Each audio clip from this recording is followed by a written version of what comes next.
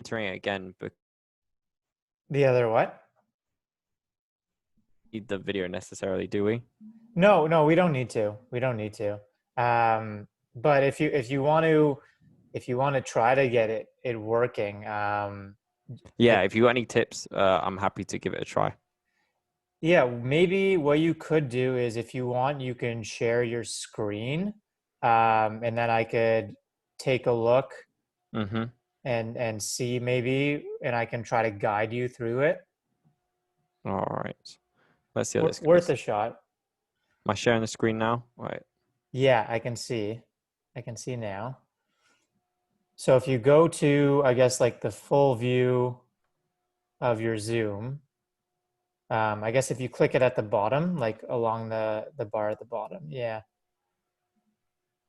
nothing happened. Okay, let me It's just see. very slow. Come on. No rush. Oh man. Don't worry, to be fair, there's nothing much to look at right now. It's just my face, a plain background, and a Union Jack flag. So it's like it's probably like, oh, we could probably just do it without it. I don't know what's going on. All right. Okay, what if you try to minimize Chrome, Google Yeah, Chrome? sure. Is it behind there? Mm, don't think so. Okay. Oh, All right. You no, know what? It like you said, it's not a big deal. Uh, no, I just can't even get it open. Come on. All right, wait. What do I do? All right. How do I stop doing it? Just How do you stop the screen there we share? are. Yeah, it I think it's stopped. done. All right, we'll Okay. just have to go on without it. Yeah, You're not yeah, missing much. Don't worry. Don't worry. no problem. Yeah, thanks for taking time to chat. Nice to meet you. And you too, as well. Thank you so much for having me on your show. Yeah, no problem. Have you had quite a few chats with people through that matchmaker platform? No, no, no. I actually just had my first one with someone joining me on my show. So what I'm trying to do at the moment is just reciprocate. So that's the main thing. So like I invite a guest on and try and be a guest on their show just because obviously like that helps everyone. Whereas beforehand I just invited guests on. Whereas now I realize like okay, I need to like step up my PR game a little bit. So I got to be, I suppose, be a bit more strategic in like Yeah. how I do these things. But no, I just had the first guest on one of my shows um, just now, and then I'll be on theirs next week. But what about Okay. yourself? Yeah, I've had a few, I'd say a handful, maybe four or five, Hmm. and they've been good chats. And yeah, I think I need to do the same as you, and reciprocate. So I'll make a profile for myself, and yeah, happy to come on yours as well. But Yeah, yeah. thank you I'm for happy to have you on Brains Byte. Well, it's either or. I have a PR podcast. I work for a PR company, and they do a PR podcast, and I host that. So if you feel like you'd be interested in coming on to discuss that, that's an option. Alternatively, like I said, you had any of those conversations yet, like the autonomous cars or any kind of like really tech kind of philosophy, like psychology heavy questions on your show? Yeah. I mean, I definitely have. The autonomous cars has come up. I feel as though a lot of my topics are the ethical implications of future technologies and how it'll impact society. So that's why I reached out to you, is because I feel like we have a lot in common across what we're trying to achieve with our podcast. Yeah, I could see that in your questions, and that's why I thought immediately like it would be great to have you on just to discuss like the top 3 or 4 questions of which kind of revolve around the topics that we discuss, and also like what you learned from them, like what you came away like understanding and knowing like which you didn't beforehand from those shows, like top Yeah, nuggets of information. yeah, I'd be happy to. Awesome. So what about your show? Like, how long you been doing this for? And like, what's the kind of format? Like, how long will it last? And it's edited? And do you like do you edit it or yeah? Tell me Yeah, everything. yeah. So I've been doing it for just over a year. I try to do one a week, so I have somewhere around 60 episodes. I think similar to what you have on yours, from what I saw, Hmm. number of episodes. And yeah, the format's like a casual conversation like this, usually starting with like one question as a prompt from the list, and then kind of just going wherever the conversation goes from there. And then in terms of editing, I try to do kind of as little as possible, Mm. kind of posting it as it is, unless there's requests from the person I'm chatting with to edit out a part, but that's been pretty rare. There's been, I think, two people that come to mind where they wanted to edit out a comment they made. But like I already started recording. We can edit this kind of first part out, Yeah. but I also kind of like just like the organic nature of this, and I think people might enjoy just hearing a little bit of the setup. Yeah, by all means, I'm happy to leave it in your creative hands. So, like, whatever you feel is most appropriate for your show. Okay, thanks. Yeah, I'm on board for whatever. Hopefully, I'll try and make your job as easy as possible without having to edit any parts out, and I'll do my best to be as articulate as possible. So yeah, less of those but Sounds good. No pressure. And those are, to me, those are a part of, I just did it. there you are. Those are a part of, Normal conversation. Yeah, exactly, yeah, exactly. it's absolutely true. So I don't know how you want to kick off the show, or if yeah, I don't know how you want to do things. I'll leave this to you. I'm so used to being a podcast host that I'm like jumping on behind the steering wheel right now, just being like, I'm such a backseat driver already. No, All right, go. I appreciate you asking questions to start. I tell people who come on, definitely feel free to ask me back questions. I want it to be a two-way dialogue, Oh, but that'll happen. Yeah. I'm also happy to ask all the questions. But let's jump in to the first kind of intro question, and we'll see where it goes from there. So the one on the question on the list that you picked was if you could listen to only podcasts or audiobooks, which one would you choose and why? So I'm curious to hear your initial thoughts. Well, I have to start off by saying I'm going to be incredibly biased because my whole work revolves around podcasting. I Yeah. work for PR. I work for PR. I work for Publicize, which is a digital communications agency. And what I do for them, I'm essentially like a podcast specialist. And I do podcasting. I have a PR podcast, and I also have a psychology technology podcast.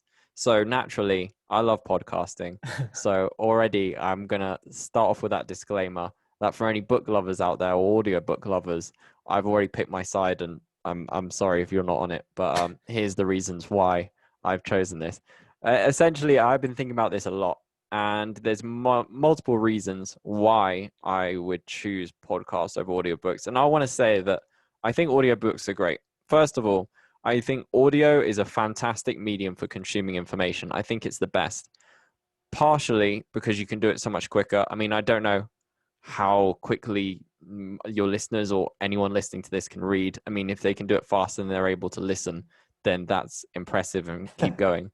But for me, at least, I can't read as fast as I can listen. And on top of that, I'm somewhat lazy. And also, I have to say that I spend all day staring at screens, and there's nothing I like more than not having to do that. And I really love the fact I can engage with other activities. So I love yoga, for example, and I did this throughout the quarantine. It's a habit I picked up. I was doing 2 to 3 hours of yoga a day in the evenings, and I did that because I consumed audio. So I listened to old radio shows, which are now available on Spotify, or podcasts. And I simply would not have been able to do that if I was staring at a screen or reading. So it opened me up to other activities in the process. So for one, I'm a big fan of audio, regardless of whether they're audiobooks or podcasts. It's great. But I would have to say the one thing that I really like about podcasts is I think they're open to so much more than just audiobooks. So for example, you can listen to a solo cast, and that's somewhat kind of like an audiobook pretty much. It's just one person talking, one person sharing their thoughts. But you can also listen to a debate. You can listen to a panel of people talking. You can listen to stories. And also I feel that certain stories which are told on podcasts have more emotion in them. There's a couple podcasts I love called The Moth, and there's also another one called Risk, and it's basically just storytelling podcasts around storytelling events. People tell stories and to audiences around the world, and this is the recording of them. And I feel that when they tell these stories, because they're doing it in front of a large audience of people, there's so much more emotion in their voice, and you can hear that. And those pauses when someone sounds almost like they're going to cry because of how much it pulls in their heartstrings to tell this story. You probably wouldn't hear that in a book. I mean, maybe you might do, but I just don't think that exists. So, I mean, really briefly, there's a quick summary of why I love podcasts and why I feel that they are not, I wouldn't say so much better than audiobooks, but I prefer them over audiobooks. Yeah, well, first of all, I appreciate you acknowledging your bias at the start, and that's, at least from my perspective, that's totally fine. I don't think it diminishes your opinion in any way. Everyone has their own bias that they're coming from, Mm. and I agree with you on a lot of the benefits that podcasts have. I really like the immediacy of it, that if a current event happens in the world and I want to hear people's opinions on it, podcasts are going to be published a lot quicker than books are on the subject. So I appreciate that nature of it, and I really like that it's a two-way dialogue versus a book is one person, and there's something really nice about it being a conversation.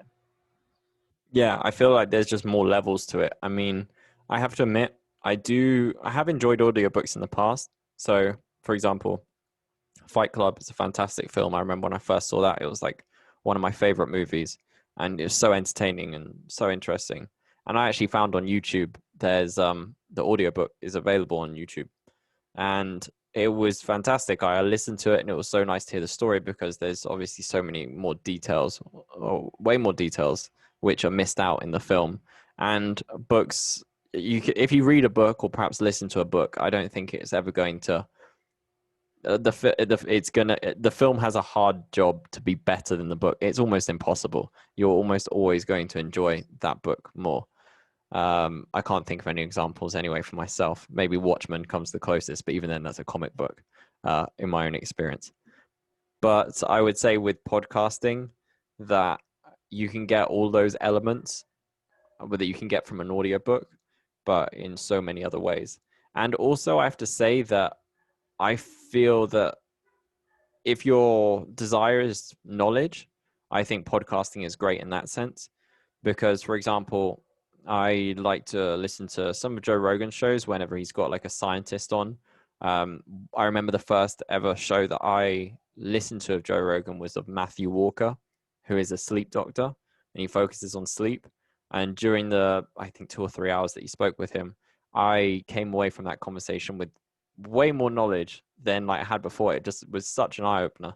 And I like the fact that when Matthew Walker brought up points, Joe would then like contend them or like question them. So there's that back and forth. And if you're going to listen to someone's book, then they're just going to be making those points, and there's not necessarily anyone kind of questioning them or picking them apart. So you could say that it's almost like a director's, not director's commentary, but like an audio. It's yeah, it's more of a dissection of like someone's thoughts rather than just being like on a page. I don't know. Does that make sense? Yeah, that makes sense. Do you think most people would say that podcasts are better than audiobooks in terms of enjoyment, but audiobooks are generally better from a learning angle? Do you think most people would say that? What? So like so wait, could you phrase the question again? I'm not sure if I follow.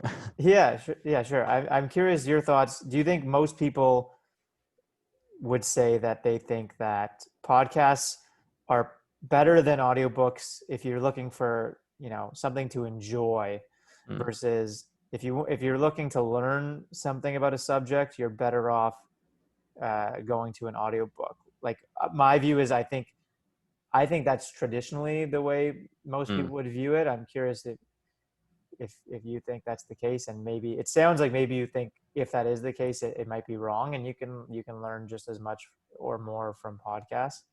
Yeah, I think yeah, you've done a great job of understanding my point because that's exactly how I feel.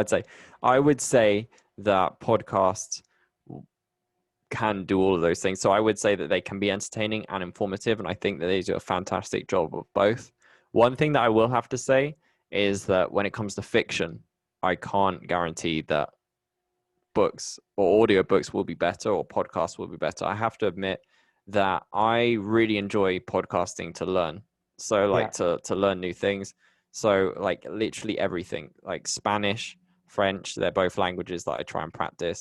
And I use podcasting for that, like personal finance, like literally everything. If I want to learn something, I'll first see if there's a podcast about it. And it's somewhat the same with books. I have to be honest. When I do get into books, I'm always drawn to the ones which are like 7 Habits for Highly Effective People, those sorts of books. And it's like, oh, because I want to learn and I want to improve. And I'm quite bad at fiction. So I am now trying to make a rule like, right, podcasts can be for entertainment. But if I want to explore fiction, then I'm trying to do that with reading. And I have to say that I haven't listened to many fiction podcasts. I'm a big fan of horror, and I have looked up and I've followed many podcasts in that genre. Um, so I do have an intention to listen to those. But when it comes to fiction, that's kind of like a gray area for me. So I can't necessarily say that like fiction books versus fiction podcasts, I can't say with certainty that there's like a great difference there. Um, but certainly when it comes to like knowledge, and if your desire is to learn, then I would say that podcast is like without a doubt the better option there. Yeah, so I'm with you on. I'm also drawn more to nonfiction. So I'm not really sure. I've read some fiction books, not many, but I don't think I've explored any fiction podcasts. So I'm curious what that would be like. Uh, what was I gonna say? Related to the learning piece. Like what would be your response or your thoughts on, I've heard like one argument in favor of audiobooks versus podcasts or books in general is that oftentimes this is someone's life work, Mm. or they invested a lot of time in it versus a podcast, less of a time investment from someone. So maybe that to some extent speaks to the quality. Like what's your view on that? Yeah, I think that's fair. And of course, it's kind of hard to generalize when you're speaking of all podcasts because there are some podcasts which I'm certain are terrible. Like some people just don't put in the effort and yeah, it's definitely not their life work. It's like some 15 minutes where they just thought the world would want to hear their thoughts on something which is just irrelevant. So there is that. And of course, like if you're going to publish a book, you're going to put a lot more time into it. So I have to say that that is true in that sense. And I think that maybe when it comes to like autobiographies or biographies in general, I can't imagine podcasts being able to like absorb that. I can't imagine really an autobiographical like podcast.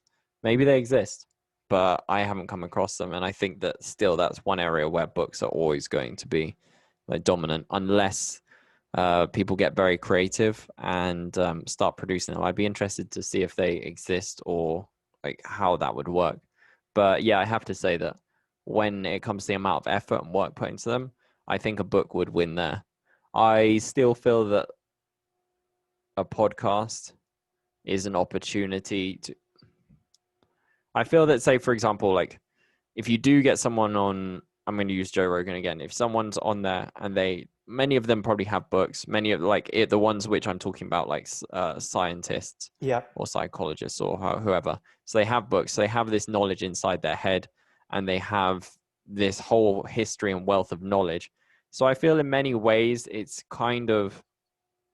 um, it's kind of analysis of their knowledge and their life's work in two different forms. A Yep. book is allowing them to edit their notes and like rewrite and like kind of really perfect it and have this finished piece, almost like a thesis. Whereas a podcast is more kind of like it's kind of like a battle in a sense. It's almost like a UFC or fight or any kind of sport where you go in and then you contend and you see how well you do and you see how well you present yourself, and it's like kind of like a one-on-one sort of like tennis match even. So I think that like it's almost like being tested with your knowledge rather than having the ability to go away and edit or get feedback and then wait until it's a final piece and put it out there. It's almost like you stand up to a stage, almost like a debate, and yeah, you see how you do on the spot with all the knowledge that you have. So it's almost like knowledge that's being tested in a different form, I suppose, or presented in a different form. Yeah, I agree with you. I really like what you said there. It's definitely on a Joe Rogan type podcast. Often these people are speaking for 2 to 3 hours, and it really is, to your point, it is still a distillation of often their views from that are based around their life's work. But like you, I like that you get stuff from the podcast that I don't think you get from the book. Like you said, you get to see them try to defend their ideas. You get their emotion, like you talked about in the stories that you see in podcasts around. You get to see their emotion around like what they're most excited about, what they're most curious about, what they're most unsure about. That I find it harder to get from an audiobook. Oftentimes, the Mm, audiobook isn't even um, read out loud by the author.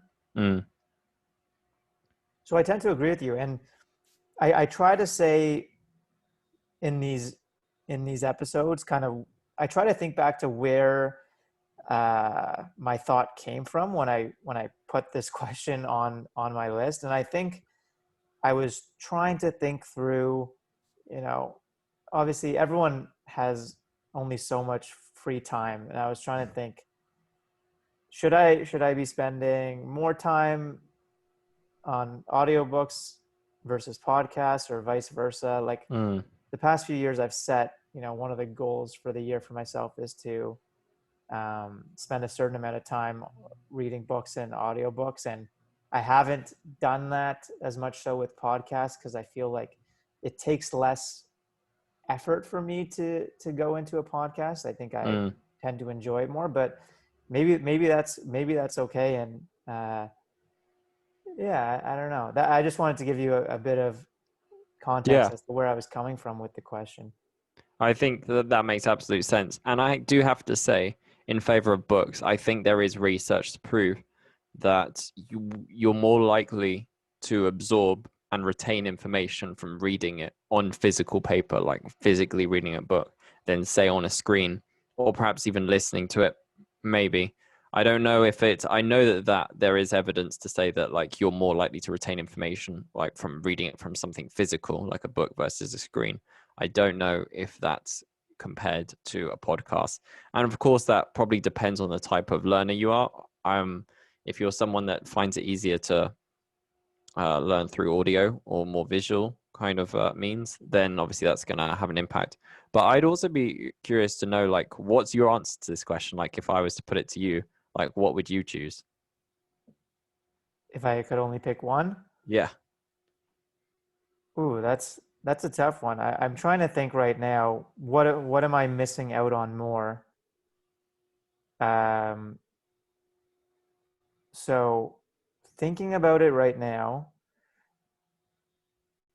I think the issue with giving up books or audiobooks, let's say you're including books in that Hmm. category and you really had to pick only one or the other, you're missing out on maybe some people throughout history before podcasts were invented that you'll never get to experience That's true. versus most people on Joe Rogan, to your point, they're still coming out with books and audiobooks. Mm. So maybe that's cheating, but that's one thing that came to mind. That's fair. I have to say, and another disclosure, I'm terrible when it comes to essentially anything that's I hate the fact I'm saying this, but like old in the sense that I don't know why, but I gravitate to all things like anything that which was like not around before the 90s. I don't have like an overwhelming interest in, and I'm not saying by any means like I work with lots of writers. I worked as a writer for many years, and always there was so many, and maybe that's why I'm not in it anymore. But but essentially, like with all these writers, they'd mentioned like so many great authors, and I always felt so bad because I was like, it didn't draw my attention. But again, like I said to the point beforehand, I think that my appreciation for these kind of like works of art from the past just, I don't know, goes over my head. I think there's a saying which is like pearls before swine, in the sense of like you don't know what kind of beauty is in front of you, the same way that you could throw like pearls in front of pigs and they wouldn't like notice it, they wouldn't pay attention to it. And Hmm. I am that swine, and all those authors and their great work is those pearls. But I'm fine with that. I'm not saying that they don't have value. I'm just saying that it's somewhat lost on me. And it's the same for many things, to be honest, like TV shows, films. The only exception is music. I like a lot of like old music. So I would say in general, I'm biased in that sense as well. Yeah, don't feel bad. I'm the same. If I had to think back to most of the books and audiobooks that I've consumed, they've they've definitely, like you, been written in the 90s or or more recently. Yeah. And like, I'd be curious to know as well, like, what are some of your top favorite podcasts? So I really like Joe Rogan. I don't always agree with his views on everything, but I appreciate the fact that at least I think he brings on kind of a wide range of people from all Hmm. different domains and different views. So I've really enjoyed a lot of his episodes.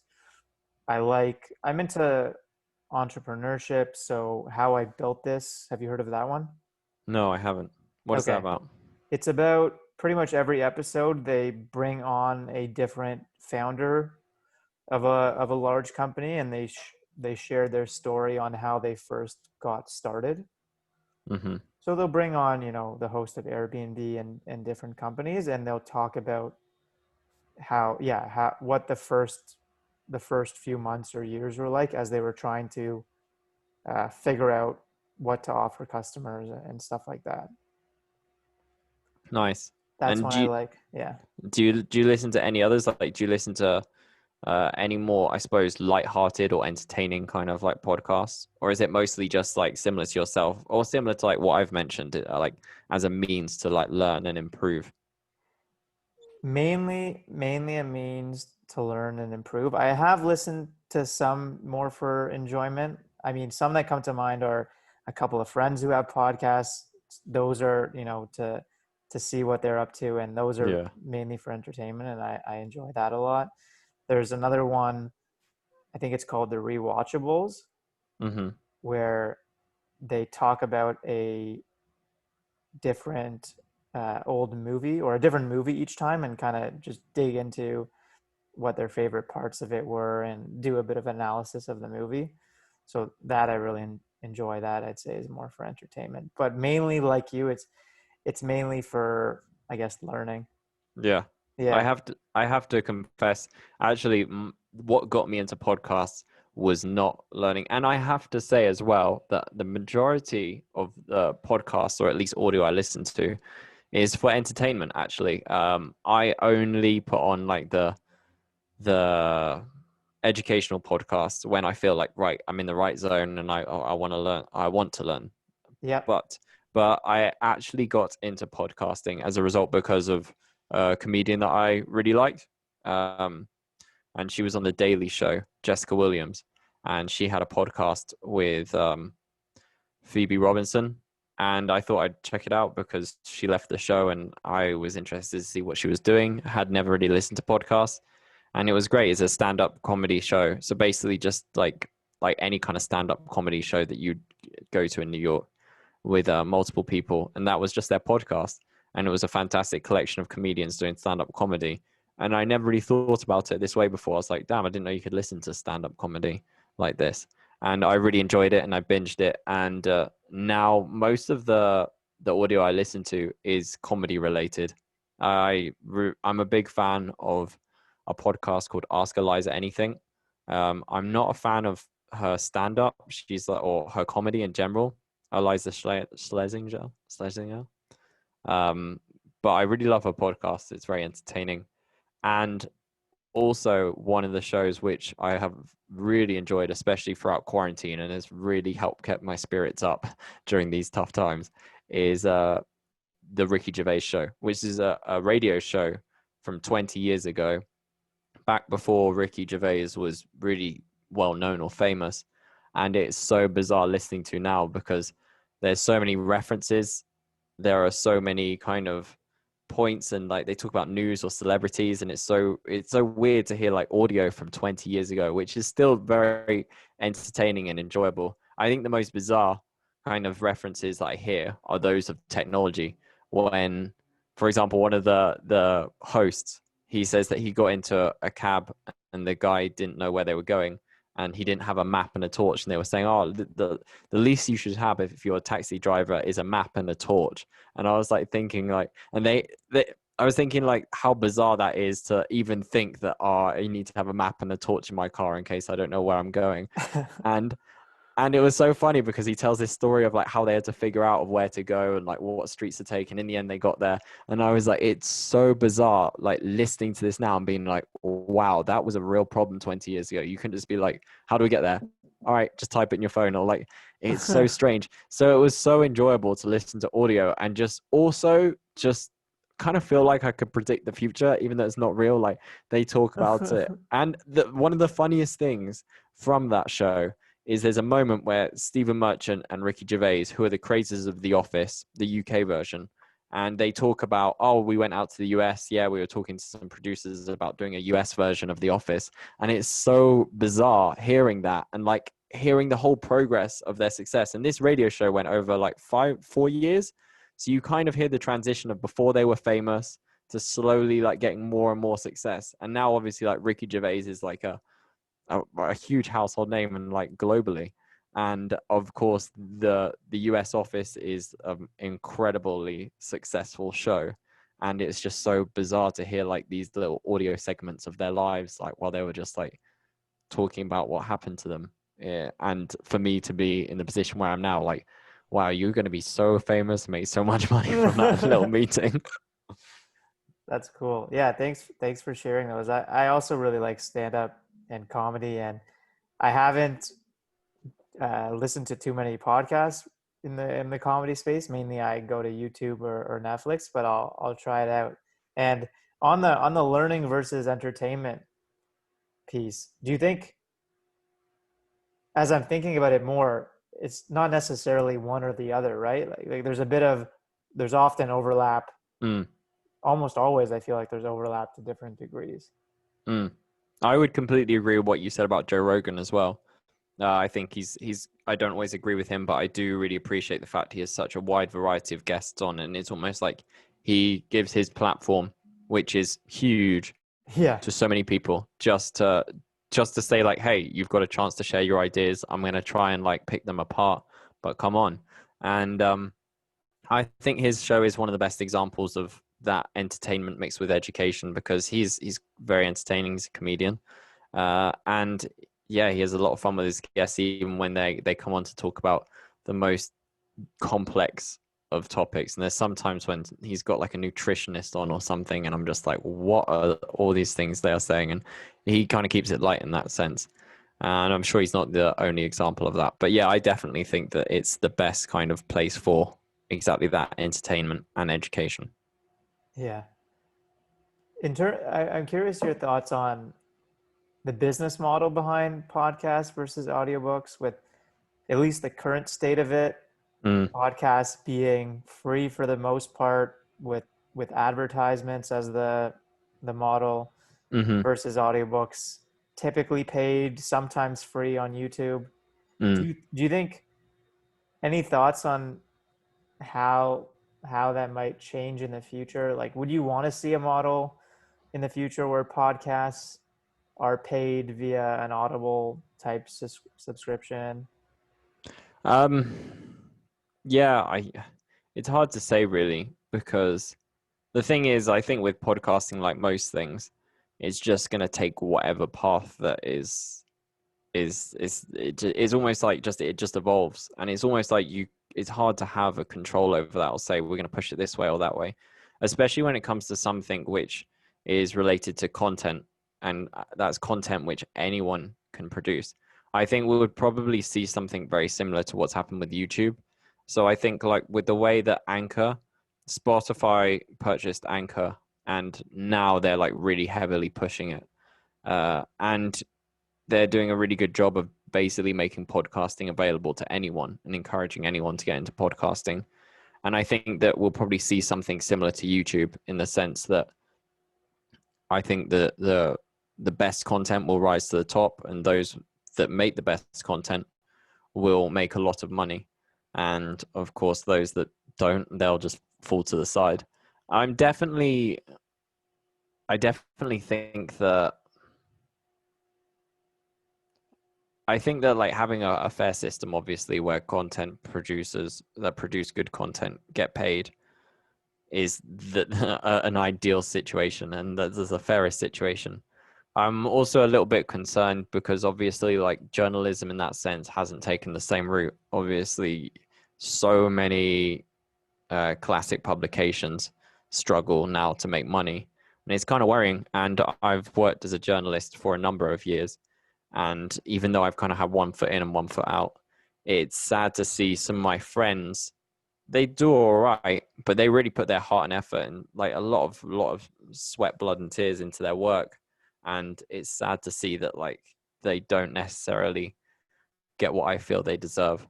So it is kind of worrying in that sense that like podcasting could always take that angle. But again, I feel that if you have something of value, you'll get value back from that. And whether that's through advertising or a patronage, I can never say that word. Is that right? Patronage? Patronage? Do you know the I'm word? not sure, but I know what you're talking about. Yeah. Like, so no matter like how they get that value back, I Yeah. think if you're giving value, then you don't necessarily need to worry too much about being paid. I mean, that's hard for me to say, considering that like I've got a job and like I'm not getting paid directly through the podcast, and I work for a company. So maybe if I was like by myself and I was just doing my own podcast, then I'd be a bit like, no, like what? Why aren't I getting paid for this? Like I might have more issues, but at the same time, I do generally feel that it's almost like a survival of the fittest, but survival of the most entertaining or the most value driven. I tend to agree with you. You said though that journalists and news companies, oftentimes you don't think they're getting, uh, I guess, paid the way they deserve. What any any thoughts on why that is? Do you think it's that the value is not there, to your point, that if you bring value, you're going to get compensated? Or do you think, I don't expect you to have an No, answer, but no, I'm no. curious your thoughts. No, yeah, 100%. So I personally just feel like the industry, when it comes to like media, has changed and is kind of just shaken up the whole industry. So obviously beforehand, in the old days, you go out, you buy a paper, you pay for that paper, you get the news, you read the news because you bought a paper. Whereas nowadays, anyone can go online and there's not that barrier. And that's why so many publications, you might see like The Economist, New York Times, they put up paywalls. And there are like ways around this, obviously, like advertising, but then there's ad blockers, then paywalls, and there's ways to get around paywalls. So it's almost like they're fighting a losing battle, like one that where which they're fighting a losing battle which didn't exist. Like this battle to have your content uh, and to be paid and compensated for your content is kind of just appeared within the past like 20 or so years with the invention of the internet, more or less. So I think it's more of a case of the industry when it comes to media has been disrupted, and they're still trying to figure out a way to fairly be compensated for producing good work.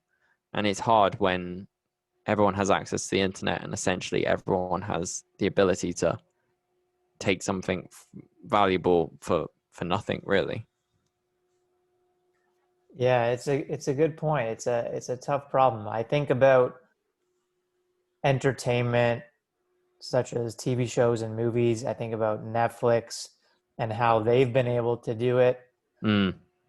And yeah, I wonder what's the difference there. To your point, like if news organizations and journalists are putting out great content, I wonder why they haven't been able to have success with the similar model of Netflix, which is subscription Mm. based. And maybe it's that it's just harder to contain for some reason, the content from being shared elsewhere when it's in article form versus video. I'm not sure.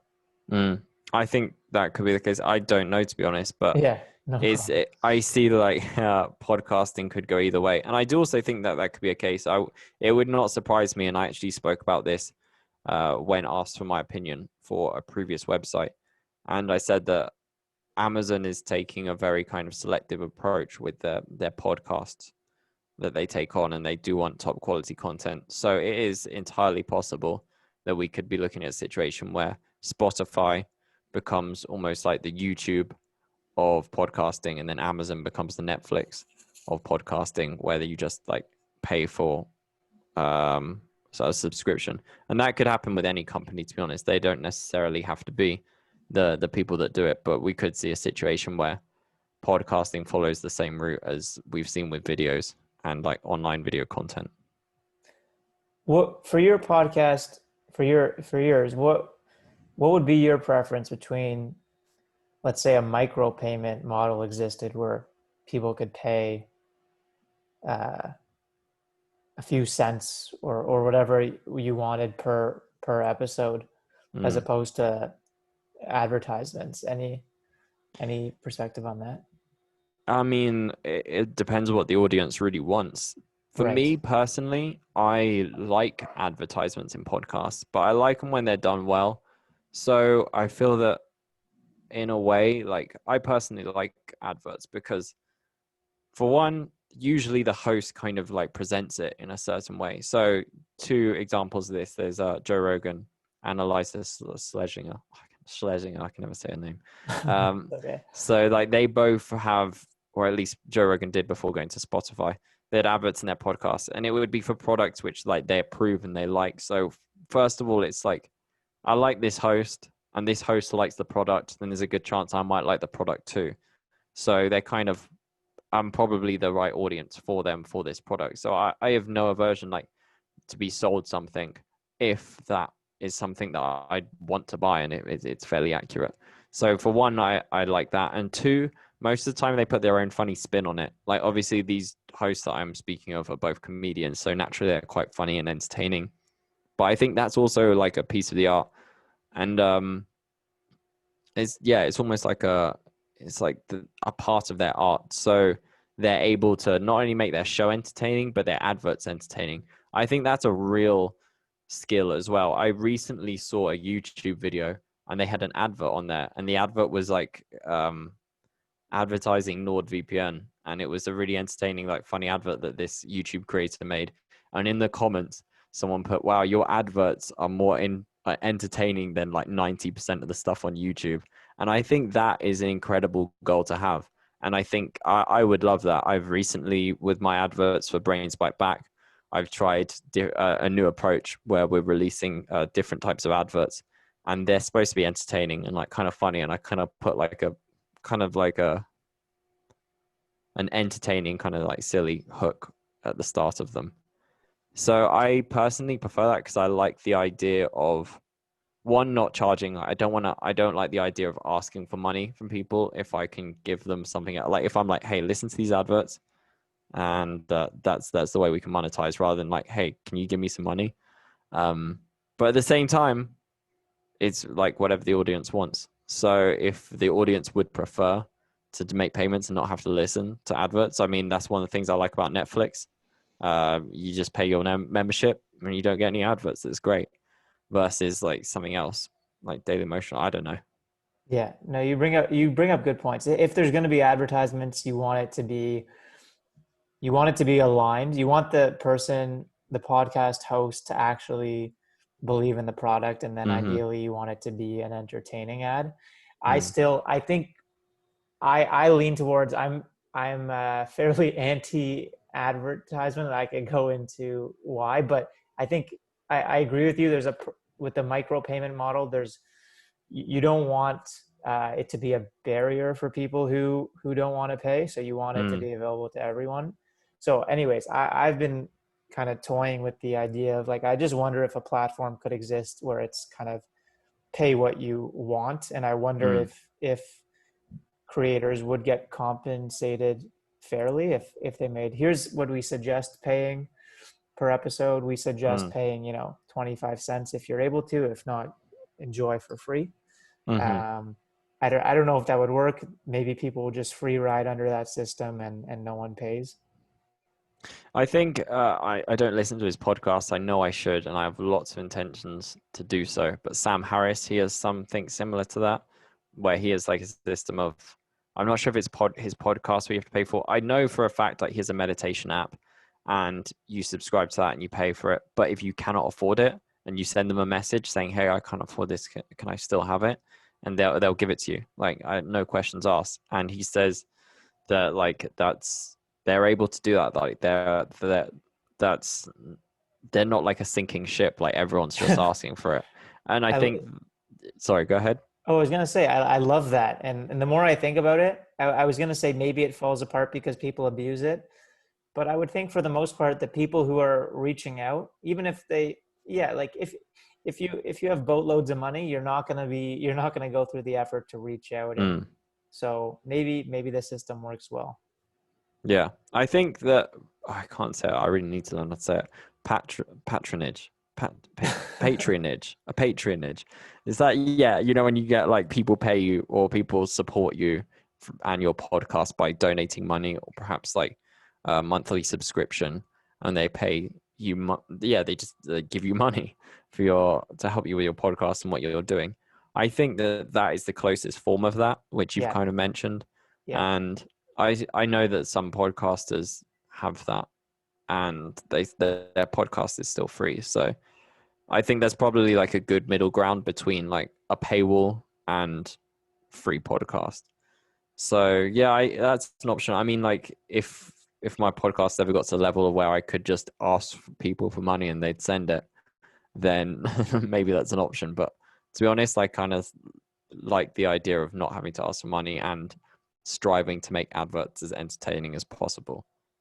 yeah. No, that's totally fair. Yeah, I might look into Patreon is the website. Patreon. That's I'm patron. I don't know But what a patronage is a patronage. word. Patronage. It is a word. I'm worried that I'm getting confused with like patronizing because there's a difference. In America, you say patronizing. What is it? Yeah, Where are you actually? I'm in Canada. I'm in Canada. I was thinking that I was like, because you sound like my Canadian friend, and I can't tell the difference between American and Canadian It's very accents. similar. But I was like, oh, that's a mistake I better not make. So Whereabouts in Canada are you? I'm in Toronto. Nice. I've only been to Vancouver, but Toronto's definitely on the list. I love Trailer Park Boys, if you're familiar with that. Yeah, yeah. Yeah, I love that show. So I really want to, that's in Nova Scotia. So I want to visit all of them, all parts, all sides. And you're in the UK? So that's the funny story. I'm actually in Medellin, Colombia. So Oh, I lived, yeah, I'm from the UK. Yeah, as you can yeah. tell, I'm from Bristol. But in Nice. 2016, I decided, you know what, like I got to find a better place than this. I love my home. I love my city. Super proud to be from there. But it's just grey and rainy, and England's kind of expensive, and my city is like not the most affordable. And I thought, you know what, like British passport, I got like one of the strongest passports in the world. I can go live anywhere. Like, why am I living here? I'm going to go find somewhere better. So I bought a one-way flight to the US. I spent a few months in the US. Then I went down to Mexico, and I traveled from Mexico down to Colombia by bus and then by boat. So I crossed over from Panama to Colombia. And Wow. the whole time I was traveling, everyone was like, oh, Medellin's amazing. Medellin's incredible. And all I knew is like pretty much everyone else is home Pablo Escobar, Narcos, that sort of thing. So I didn't really know much, but everyone said it was wonderful. I was like, all right, if I like it, I'll stay for a couple of years, practice Spanish and keep traveling. And I arrived here, and the first day I got here, I was like, I love this place. And that was 3.5 years ago. And I'm like, still here. I got another 2 years of my visa. And once that runs out, I'll apply for residency. That's the aim. So yeah, I'm very happy here, and life's good. It's shining outside. It's hot and sunny. I mean, it's nicknamed the city of eternal spring, which for me is a bit of a joke because every day feels like summer. Like if this is their spring, like us, yeah, in comparison to British summer, that's like no. Yeah. Very cool. Good for you, Sam. I'm glad. Thanks, man. Yeah, it's cool. So I Yeah. always I always appreciate hearing when people travel and move somewhere new. Yeah, I mean, it was a scary experience. I didn't know where I was going to end up. And when I first arrived here, I remember I didn't know what I was going to do. I just basically I cycled around, had a bike. I just cycled around putting up signs, being like, English teacher, I'll teach English for money. And looking for jobs. I didn't find anything. And then the company I work for now, Publicize, I got an internship as a writer. And yeah, it just grew from there. And I spent couple of years working as a writer before transitioning into audio.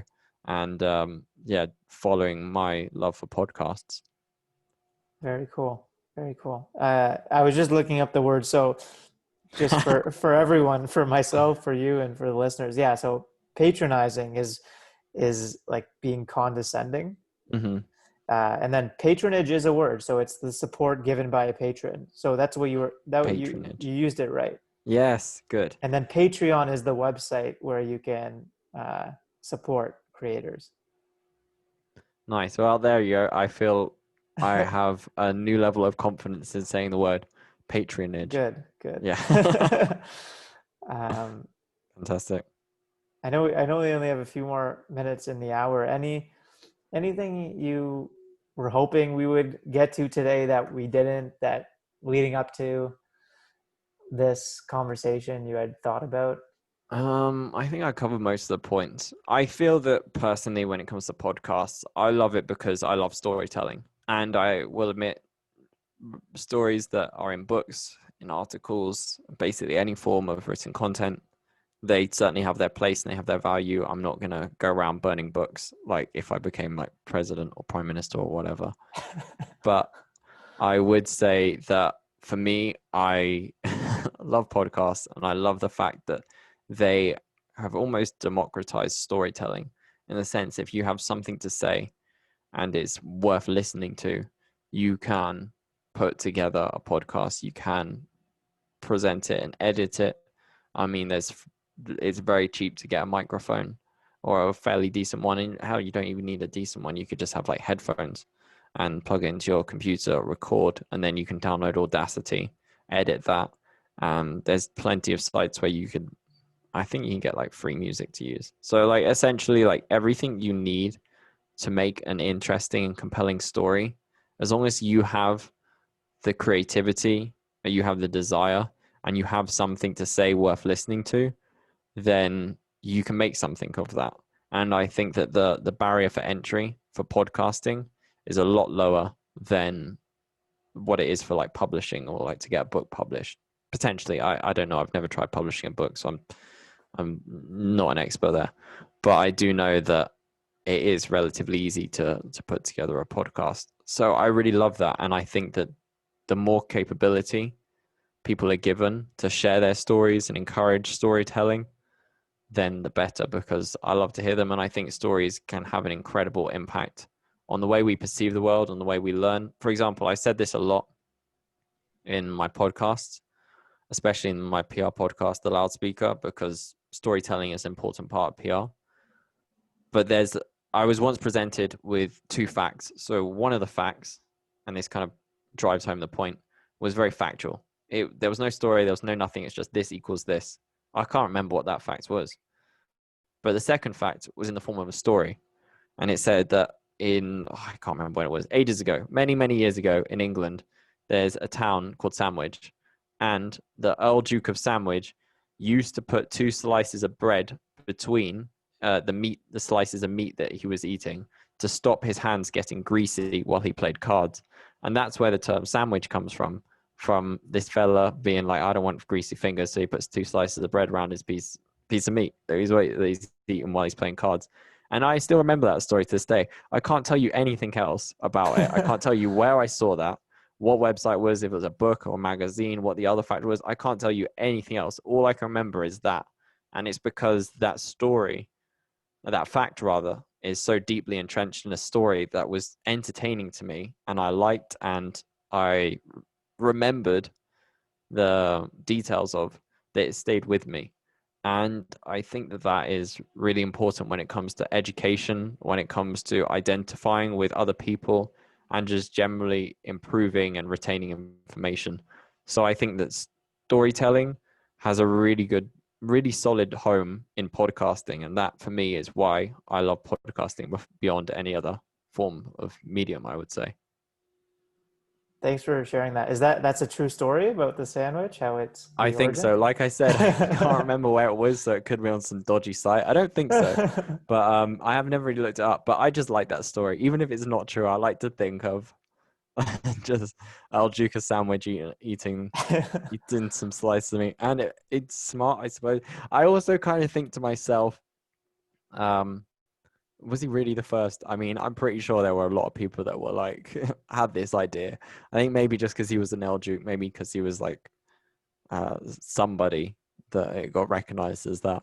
But but yeah, I don't know if it's true. That could be absolute bollocks. But Either nonetheless, way, it's a good story. yeah, it drives home the point. And yeah, that article, wherever I read that, was explicitly saying like this is how storytelling can help retain information and help us understand the world. So yeah, it definitely did that for sure. Great. Well, thank you so much, Sam. It was really great meeting you. It's been a pleasure, and you're welcome on anytime to have future conversations about any topic. Well, thank you, Adam. It has been a real pleasure. And I look forward to hopefully you joining me one day on Brains Byte Back, and we can discuss some of the most interesting psychology and technology and society related questions which you've featured on your podcast. Sounds good. Yeah, we'll coordinate a time and a topic. Last thing I just wanted to say, as a thank you, Hmm. I'm going to donate a small thank you. I'm going to donate $20 to a charity of your choice. Do you have a preference? Something to do with homelessness, I'd say. Sure, sure. That'd be good. Thank you, man. That's really nice. What is your motivation for doing that? Like, why have you incorporated that as part of this process? Um, I thought it would be a cool idea to see what causes different people care about. Mm, So that was that that is was that was a interesting. big That part of it. is. Yeah. Yeah. No, yeah, And I homelessness wanted is to and I wanted to say, yeah, I want to say thank you to people for taking the time to come on the podcast. Paying them money is weird, but mm. giving a small donation is I figured a nice gesture. No, definitely. I think that's a very nice gesture because you don't necessarily need to do that. I'm sure you'd still get guests even if you didn't do that, but the fact that you've chosen to do it, I think is a really nice way of giving back twice, giving someone a platform to speak on, and then on top of that, kind of just yeah, giving other people is like paying it forward almost Yeah, a in a little way. extra motivation Yeah. to come on. Yeah, No, that's nice. Awesome. Well, yeah, let's stay in touch and I'll have you on the show soon. sounds good. Thanks, Sam. Awesome. Take care. Is there anything else you need from me? Is there anything else or is that it? We all good? Yeah, we're all good unless there's anything specific that you want put in the description of the episode related to your bio. If not, let me know. If not, I'll pull just I guess what's on the Matchmaker Mm-hmm. platform as your bio. Yeah, that's probably the best one to use. Okay, And otherwise, no, that was all good. Thanks for the past hour, and I've really enjoyed it. Thank you, Adam. me too. Thanks, Sam. Enjoy the rest of your day. Thank you. Take You care. too. Bye. Bye. Bye.